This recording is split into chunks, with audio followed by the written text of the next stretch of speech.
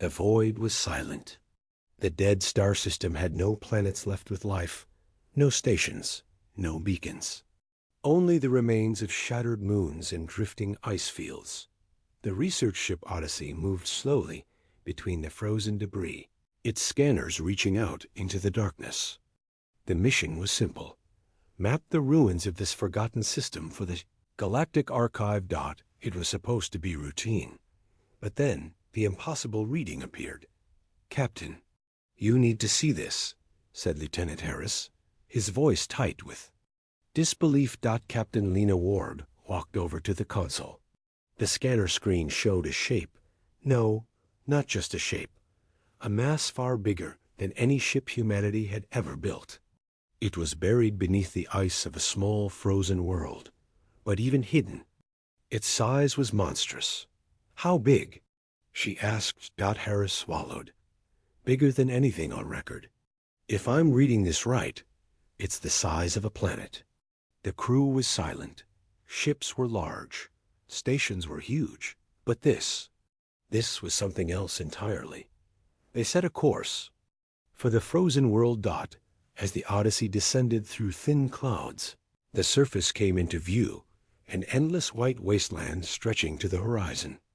The landing site was chosen at the edge of the strange mass's readings. The team stepped out into freezing winds, their boots crunching on ancient ice. It didn't take long to see it. Beneath the ice, a smooth, black surface curved away into the distance. It wasn't rock. It wasn't ice. It was metal dark and flawless, without a single mark from age or weather. The surface was so vast, the human eye couldn't follow its curve. "This isn't a ship," whispered Dr. Malik, the team's archaeologist. "This is something else." They began to dig. The drills cut through ice that had been undisturbed for millions of years. Layer by layer, more of the black surface was revealed. Strange patterns began to appear, lines, symbols, and geometric shapes, as if the metal had been carved by something precise and alien. When the first symbol was fully uncovered, something happened. It glowed. A deep blue light ran along its edges, faint at first, then brighter. Other symbols began to glow too, as if waking from a long sleep. Dr. Malik stepped back, his breath fogging in the cold air. "It's reacting to us." Back on the Odyssey, the science team tried to make sense of it. The symbols were unlike any known language. The energy readings from the glowing marks were wrong.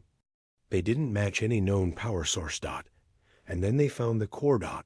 It was buried far deeper than their drills could easily reach, but the sensors could see it. A sphere the size of a city, pulsing with slow, rhythmic light, as if it had a heartbeat. Captain Ward ordered all systems to record. "Whatever this is, it's older than any civilization we've found. And it's waking up." The moment she said that, the ice cracked. Not just a small crack, a deep, thunderous shift that shook the ground under their feet. Great fissures split open, revealing more of the black metal beneath. The glowing symbols blazed to life across the surface, lighting the frozen horizon in eerie blue. The ground rumbled. Somewhere deep below, massive machines began to move, their sound echoing like distant thunder. Dr. Malik grabbed his comm. "Captain, the core's energy levels just jumped. This thing is powering up." The crew ran for the ship. Inside the Odyssey, alarms blared. Energy readings climbed higher and higher, surpassing even the most advanced human reactors. The warship If. That's what it was coming alive. Then it happened. A single beam of light shot straight into the sky, piercing the thin clouds, continuing into space. It wasn't just light, it was a signal. A signal powerful enough to cross galaxies. On worlds hundreds of light years away, alien sensors lit up an alarm across the galaxy, in the halls of empires and the chambers of rulers. Ancient warnings flashed in long-forgotten languages. The builders return. And on every alien world, fear took hold. Back on the frozen planet, The Odyssey's crew stood in the control room, staring at the data. They didn't know who the builders were. They didn't know why the ship had chosen this moment to wake. But somewhere deep inside the massive vessel, the core pulsed faster, like a heart preparing for something. And far away, in places humanity had never seen, alien fleets began to move. The hunt had begun. The signal from the frozen world traveled faster than light. Riding ancient communication channels no one had used in 100,000 years. It reached the nearest alien listening post in less than a minute. The two Kalern operators on duty stared at their consoles, their eyes widening. The signal wasn't just strong, it was ancient. The tone, the structure, the code, it all matched something they had been told would never return. One of them whispered in their guttural language, "The builders. They still exist." The other slammed the emergency beacon. Within moments, the message reached the Kalern High Council. And they weren't the only ones. In the Tovari Dominion, deep in a star cluster shrouded in gas clouds, a warlord stared. At the decoded signal, his scales twitched in fear. Impossible. They were destroyed before we were born. In the merchant guilds of Vass, traders stopped their deals mid-sentence. Profit meant nothing now. The signal meant war they might not survive. On the great moon cities of the Zaru Confederacy, entire military fleets began launching without orders, their admirals too afraid to wait. Every major alien power knew the same history. Long before their empires rose, there had been a war, an extinction war. It was fought between the builders and everyone else. The builders had created weapons the size of planets. Not fleets, not armies. Just single ships, each powerful enough to burn whole. Star systems. The only reason the galaxy survived was because the builders disappeared. No one knew if they had died or left, but the signal meant one thing. The weapons were back. In a hidden chamber beneath the Senate Hall of the Zorith Empire. The High Chancellor reviewed the data. The signal wasn't just announcing the warships' return. It carried something else, a key. The warship was no longer locked to the builder's genetic code. It now recognized a new master species. The Chancellor's tail flicked. "The humans," he said in disgust. "Those primitives on the outer arm."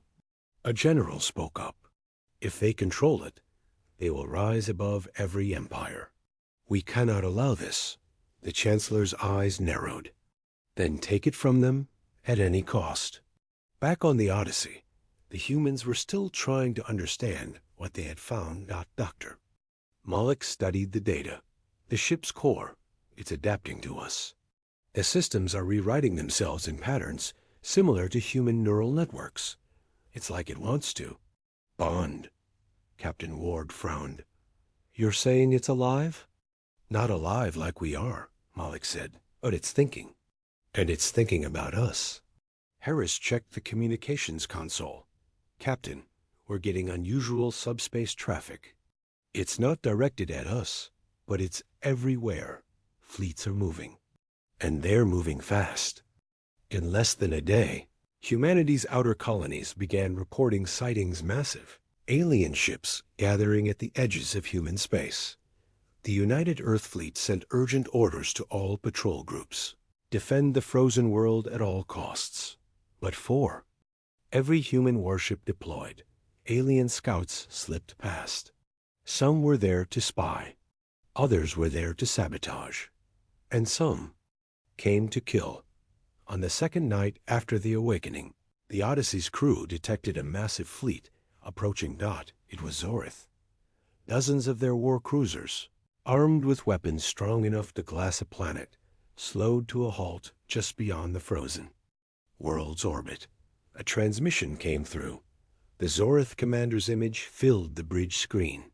His voice was cold. "Humans, you have found something that does not belong to you. You will hand it over. Now."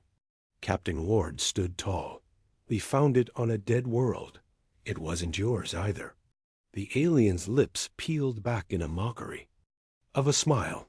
It belongs to the galaxy, and you will surrender it, or be destroyed. Before Ward could answer, the warship beneath the ice made its own reply. The ground shook so violently that mountains collapsed into themselves. The black metal surface split open, revealing massive structures towers, cannons, and something like engines rising into the frozen air. Blue energy crackled along their edges. The alien fleet panicked, shifting into attack formation. The warship's core flared with blinding light dot in a single instant, without any human touching a weapon. Beams of energy lanced upward, striking the Zorith cruisers. The shots didn't explode, they erased, turning warships into drifting clouds of dust. Seconds later, silence returned. Only empty space remained where the fleet had been. The humans on the humans. Odyssey stood in stunned silence. Dr. Malik's voice trembled. "Captain, it's protecting us." Ward didn't answer. She was staring at her console, where the ship's scanners had just revealed something terrifying. The warship they had awakened was not unique. There were 6 more, and they were waking up. The frozen world was no longer silent. The planet-sized warship now stood half-emerged from the ice, its massive black hull lit by glowing blue lines. It loomed like a sleeping god that had decided to open one eye. For the crew of the Odyssey, the destruction of the Zorith fleet still felt unreal. One moment, they had been surrounded. The next, the warship had erased the threat as if swatting away insects. But the sensor readings told them the truth. This was not over. Dr. Malik stared at the holographic map of the star cluster. "Captain, the signal from this ship." It wasn't just a call for help. It was a wake-up order. There are 6 more of these things, scattered across the galaxy. Captain Ward folded her arms. "And now every empire out there will try to get them first." Lieutenant Harris looked up from his console. Too late. They've already started moving. Across the galaxy, alien powers were in chaos. The Tovari Dominion mobilized their fastest strike groups. They had no intention of letting humanity control even one builder ship, let alone 7. The Kalerns sent their shadow fleets, stealth armadas that could slip through any sensor network. The merchant guilds didn't send soldiers. They sent assassins and spies. For them, controlling. A single builder warship meant owning the galaxy's trade forever. And in the farthest reaches, a darker power began to stir. No one knew their name anymore. They had been hidden for millennia, waiting for this moment. Back on the Odyssey, the human fleet began arriving. Dozens of destroyers and cruisers took up position in orbit, forming a defensive wall around the frozen world. Admiral Chun's flagship arrived last. Her voice was steady, but her eyes betrayed her worry. "Captain Ward," she said over the comms, "your team will remain here with the warship. Fleet Command has authorized Operation Dawn. We're sending task forces to locate the other 6 ships before anyone else does." Ward frowned. "And if the aliens get there first?" Chun's voice hardened. "Then we take them back, no matter the cost." The first lead came from the warship itself. Its glowing lines began to shift, projecting a star map across the ice. 7 points of light pulsed one where they stood, the others scattered in every corner of the galaxy. Dr. Malik studied the map. "It's giving us their locations. It wants us to find them." Harris glanced at him. "You think this thing has chosen humanity?" Malik hesitated. "Maybe. Or maybe it just thinks we're useful." The Odyssey was reassigned to lead the search for the second warship. The coordinates pointed to a star system deep in contested space, halfway between human colonies and the Kalern frontier. They jumped through slipspace, only to find the Kalern already there. The Kalern fleet was vast, at least 30 ships, bristling with weapons. They had formed a blockade around a massive asteroid belt. Somewhere inside, the second builder warship was hidden. Ward called the bridge crew together. "If we go in guns blazing, we'll lose half our ships. If we wait, they'll dig it out first, Harris smirked. So, we don't wait. In the cold shadows of the asteroid field, the Odyssey led a small strike group in silence. Engines ran cold, shields down to avoid detection. One wrong move and the Kylern sensors would light up like fireworks. Hours passed as they slipped deeper into the belt, following faint energy signatures. The rocks here were huge, some big enough to hide entire cities. Then they saw it. A massive black curve, jutting from a shattered asteroid, its glowing lines faint but unmistakable. The second warship. Before they could move closer, a Kylern patrol ship spotted them. The quiet ended instantly. Laser fire cut through the dark, slamming into the Odyssey's hull. Human ships returned fire, and the asteroid belt erupted into chaos. Harris shouted over the alarms. Multiple Kylern ships inbound. They're calling the whole fleet. Ward didn't hesitate. Target the asteroid holding the warship, blow it free. Torpedoes struck, blasting the surrounding rock into fragments. The black hull of the warship shone fully in the dimmed starlight. And then it woke. Just like the first, its glowing lines lit up. Blue energy arced between its towers, and a deep vibration rippled through space. The Kylern ships began to fire on it immediately, but their weapons barely scorched its surface. The warship responded with a single broadside. Entire Kylern. Cruisers vanished in white light, their remains drifting as molten scrap. Ward stared at the destruction. 2 ships. 2 of them, and the galaxy already can't stop us. Malik didn't share her smile. His voice was quiet. Captain, what happens when all 7 are awake? The second builder warship floated beside the Odyssey, its titanic form still glowing faintly from battle. It was silent now, but no one on the human side believed it was asleep. It had fought for them. It had chosen them. But across the galaxy, the story was very different. News of the second awakening spread faster than light. Every alien race that had hoped to capture the ships realized something terrifying. Humanity was winning the race. And so, for the first time in thousands of years, enemies became allies. The Kylern High Council, the Tovari Dominion, the Zorith Empire, the merchant guilds, even the pirate clans of the outer reaches. They all signed a single, desperate pact that it had one purpose: destroy humanity before the last builder ship awakens. On the human side, the United Earth Fleet scrambled to respond. Admiral Chun addressed her commanders in a tense briefing. Intelligence confirms it. They formed a coalition fleet, over 200 ships, some of the largest in the galaxy. They're moving toward our colonies. This isn't about capturing the warships anymore. It's extermination. Captain Ward, patched in from the Odyssey, spoke without hesitation. Then we don't wait for them to strike. We hit first. Fleet. Command agreed Operation Dawn would become Operation Firebreak. The plan was simple.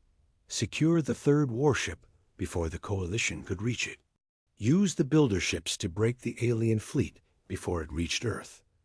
But the third warship's location was the most dangerous, yet it was inside the Maelstrom Rift, a massive, unstable nebula filled with gravity storms, electrical discharges, and magnetic anomalies that could rip a ship apart in minutes. Even the bravest alien fleets avoided it. The Odyssey led the way, flanked by the 2 awakened builder warships. The sight alone was enough to shake morale in the coalition ranks. 2 silent, planet-sized titans moving through space like predators. Inside the rift, the storm began at once. Lightning arcs the size of continents danced across the void. Asteroids tumbled wildly, pulled by invisible gravity wells. Dr. Malik gripped his seat. This is suicide. No ship can navigate this. Ward kept her eyes forward. These ships can. And she was right. The builder warships adjusted their course without human input. They slipped through gravity shifts, as if they'd flown the rift 1,000 times before. Their massive hulls were untouched by the lightning strikes. Hours into the journey, Harris picked up a faint signal. "Captain, I've got something. It's deep inside the rift. Same energy signature as the others." The third warship. But they weren't alone. 3 coalition strike groups had followed them into the rift, ignoring the danger. Zorith heavy cruisers, Tovari assault carriers, and Kalern stealth destroyers moved in from different angles. Voice was cold. "We find it before they do. Full speed." The third warship came into view, partially hidden inside a swirling gravity eddy. It was larger than the first 2. Its hull patterns glowed faint green instead of blue. Unlike the others, it wasn't dormant. It was moving. Dr. Malik's voice was tense. "It's already awake. But it's not answering us." Then the trap was sprung. Coalition ships poured in from all sides, their weapons locking onto the Odyssey. A Tovari commander hailed them, his voice booming over comms. "Humans, you will not leave the rift alive. Surrender the warships or be erased." Ward smirked. "Funny, that's exactly what I was going to tell you." The first 2 builder warships opened fire without warning. Massive energy beams ripped through the rift's haze, erasing alien ships in flashes of white light. But the coalition had numbers, and they were learning. They swarmed, targeting weak points, using decoys to draw fire in the chaos. The third warship began to drift toward the coalition fleet instead of the humans. Dr. Malik's eyes widened. "Captain, it's not on our side." Ward slammed her fist down. "Then make it see us as allies now." Malik worked frantically, sending data bursts, old builder code, even human brainwave patterns recorded from the other ships. At the last moment, when the coalition was seconds from boarding it, the third warship turned its massive guns and fired straight into the alien fleet. The rift lit up brighter than any star. Coalition ships vanished. The humans were thrown back by the shockwave, but they were still alive. When the light faded, the 3 builder warships floated together in the storm, their glowing lines pulsing in unison. Ward stared at the display. "They're talking to each other," Malik swallowed. "Captain, what if they're not just waking up? What if they're calling something bigger?" The Maelstrom rift was quiet now. 3 builder warships drifted in formation, their glowing lines flashing in strange, synchronized patterns. The Odyssey's crew watched in silence. It was like seeing ancient gods whispering to each other in a language no mortal could understand. Dr. Malik broke the silence. "Captain, these patterns, they're not random. It's a code. They're exchanging data faster than any human computer can track." Lieutenant Harris frowned. "What are they talking about?" Malik's face tightened. "Coordinates and a countdown." Captain Ward's voice was calm, but her hands were clenched behind her back. "How long?" Malik hesitated. 9 days. Ward glanced at the massive shapes on her display. "Until what?" Malik looked her in the eye. "Until something arrives." Back on Earth, Fleet Command was already in panic mode. The Coalition fleet had survived the rift battle barely and was regrouping.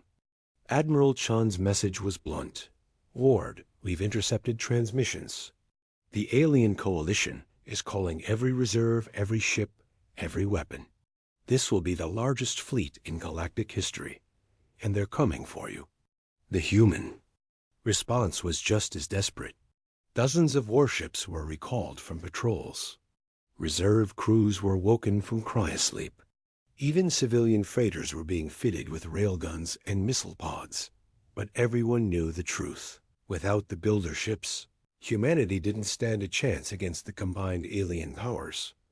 The Odyssey was tasked with leading the builder fleet to the 4th ship.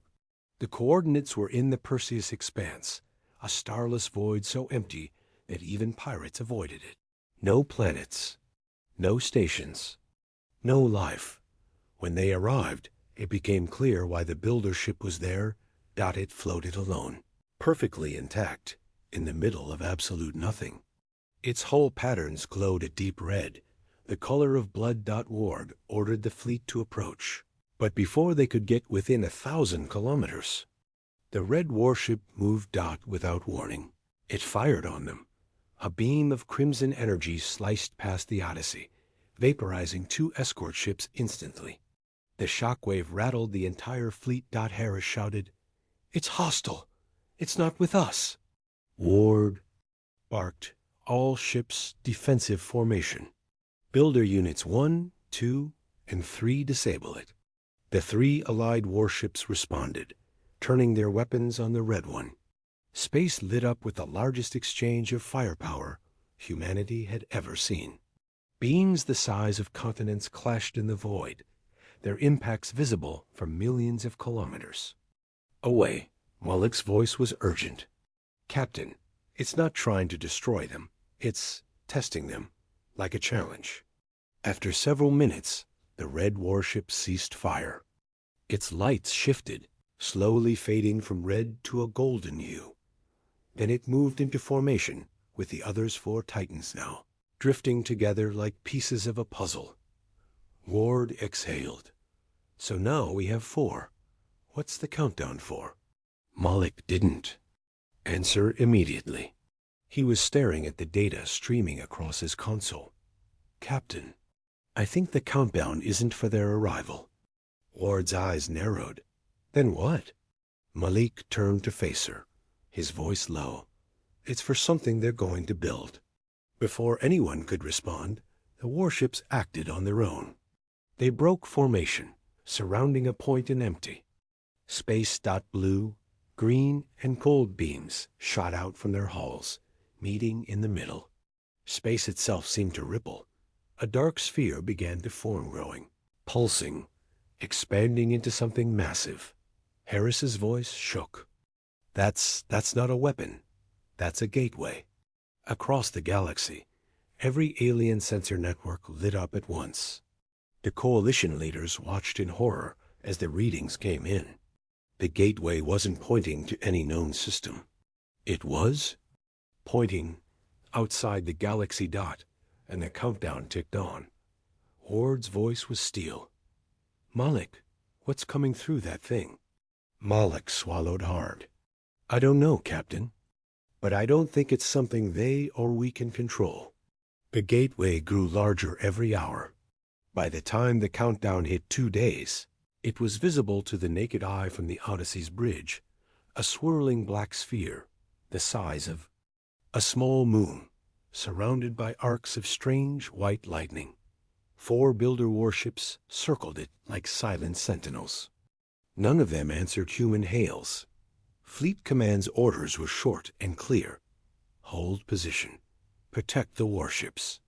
Do not let the coalition destroy them. But the galaxy had already chosen its side. The alien coalition, Fleet over 300 warships, emerged from hyperspace in a formation that stretched for thousands of kilometers. Every class of vessel was present. Tovari siege cruisers with rotating particle cannons, Zorith dreadnoughts with jagged armor and fortress-like hulls, Kalern stealth destroyers, their hulls shimmering in cloaking fields. And at the center, a massive flagship, the Eternal Dominion, a war platform larger than any human station. Admiral Cora of the Tovari spoke for the coalition, her voice booming. Across open coms, "Humans, you cannot control what you have awakened.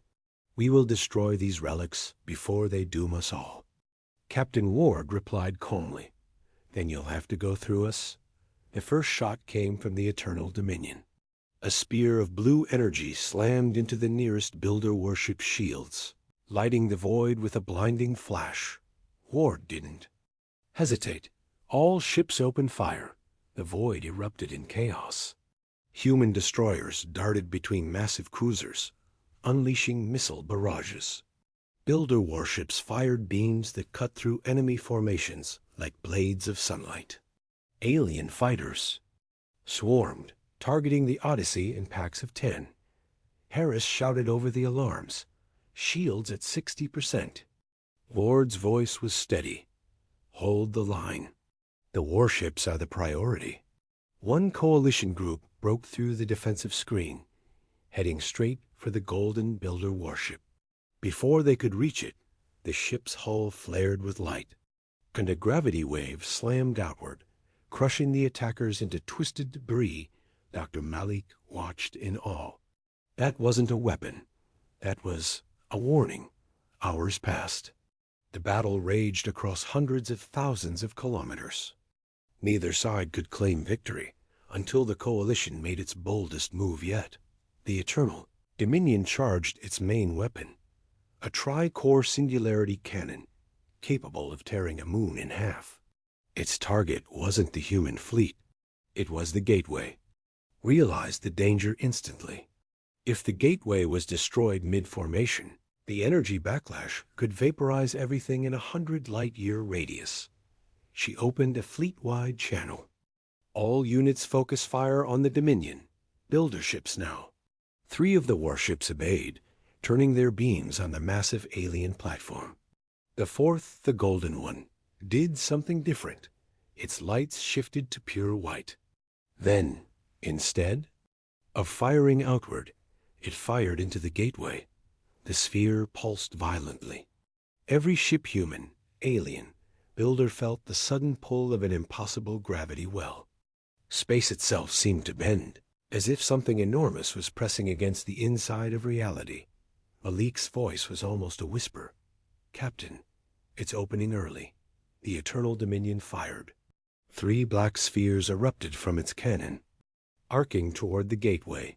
Before they could hit, a wall of pure light erupted from the builder warships, vaporizing the projectiles mid-flight. The impact lit the void brighter than a star. Ships from both sides were hurled away by the shockwave. Then the gateway fully opened. What emerged was not a ship. It was a shadow, so vast that no scanner could measure its size. Its outline was jagged, shifting, wrong, like it wasn't entirely part of this universe. Every com channel filled with a sound no one could describe, a mix of deep vibrations, static, and whispers in languages long dead. The builder warships moved into a new formation, placing themselves between the shadow and the rest of the galaxy. For the first time, their lights flashed in a pattern that human translators could read. "Stand aside. This is not your war." Ward stared at the message. "Not our war? Then whose is it?" The shadow shifted and looked at them. No eyes, no face, but every mind in the fleet, human and alien alike, felt it. Fear. Ancient fear. The golden warship fired the first shot. The others followed. The void shook as forces beyond mortal understanding clashed at the edge of the galaxy.